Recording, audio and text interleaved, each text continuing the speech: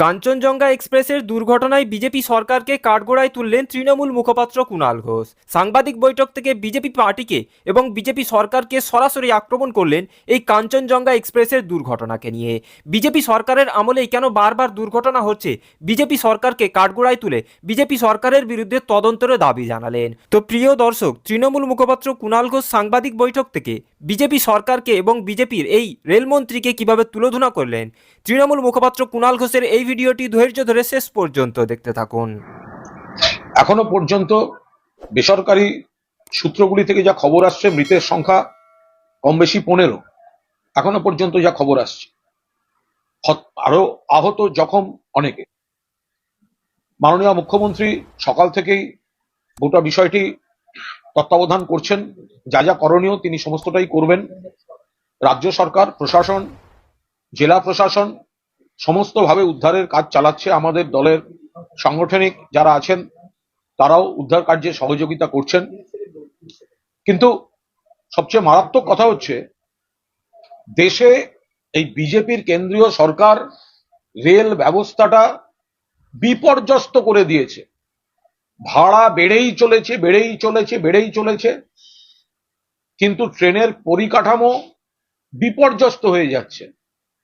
Local ট্রেনের timing থেকে শুরু করে, দূরপাল্লার ট্রেনের টাইমিং থেকে শুরু করে, তার খাবার, জল, আলো, পরিচ্ছন্নতা, যাত্রী পরিষেবা, যাত্রী সুরক্ষা, অন্যদিকে মেইনটেনেন্স, ট্রেনের ভেতরে এবং ট্রেনের বাইরে রেলওয়ে ট্র্যাক, প্রযুক্তির ব্যবহারে যে কবচ এবং অন্যান্য যে সমস্ত প্রজেক্টগুলো যাত্রী সুরক্ষায় ব্যবহার করা উচিত, সেগুলো কোনোটাই দেখা যাচ্ছে কাজ করছে না। পরের পর রেল দুর্ঘটনা হয়ে চলেছে এবং কোনোটা থেকে এই কেন্দ্রীয় সরকার শিক্ষা নিচ্ছে না।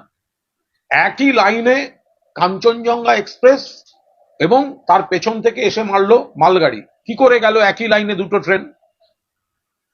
রেলের একটি সূত্র থেকে দায় চাপানোর চেষ্টা হচ্ছে। প্রথমে একটি সূত্র বলছিল মালগাড়ির চালক নাকি সিগন্যাল দেখতে পাননি, ভুল করে চলে গিয়েছেন। এ তো দায় চাপানোর চেষ্টা। এখনো পর্যন্ত যা খবর, ভগবানের আশীর্বাদে তিনি বেঁচে থাকুন, সুস্থ থাকুন, কিন্তু এখনো পর্যন্ত মর্মান্তিক খবর যে মালগাড়ির চালক বেঁচে নেই।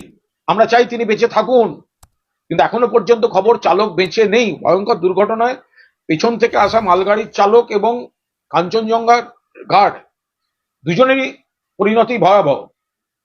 তো যিনি বেঁচে নেই তার ঘাড়ে দায় চাপানো হচ্ছে। সিগনালে যে ত্রুটি ছিল না, এটা কে গ্যারান্টি দিয়ে বলবে? রেলের সিগন্যাল ব্যবস্থা যে ভেঙে পড়েনি সেটা কে বলবে?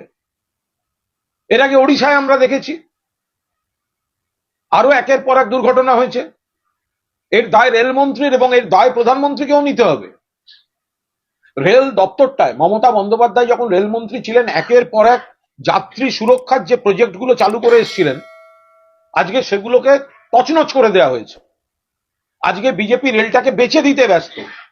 স্টেশন বেচবে, ক্যাটারিং বেচবে, পরিষেবা বেচবে, মানুষের উপর চাপ দিয়ে ভাড়া বাড়াবে, কিন্তু যাত্রী সুরক্ষা, রেলের নিরাপত্তা, রেলের ট্র্যাক, রেলের সিগন্যালিং সিস্টেম সর্বনাশ হয়ে যাচ্ছে। এর জন্য দায়ী রেলমন্ত্রী, এর জন্য দায়ী প্রধানমন্ত্রী, এর জন্য দায়ী কেন্দ্রের বিজেপি সরকার।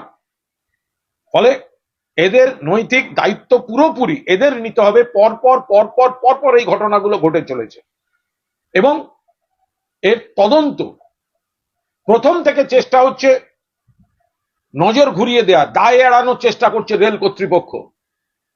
সেটা আমরা কোনো অবস্থায় বরদাস্ত করব না। যথাযথ ব্যবস্থা নিতে হবে। আর প্রথম কাজ এখন যে উদ্ধার কাজ, একের পর এক খবর আসছে মৃত্যুর, পরিবারগুলিকে আমরা আন্তরিক সমবেদনা জানাচ্ছি।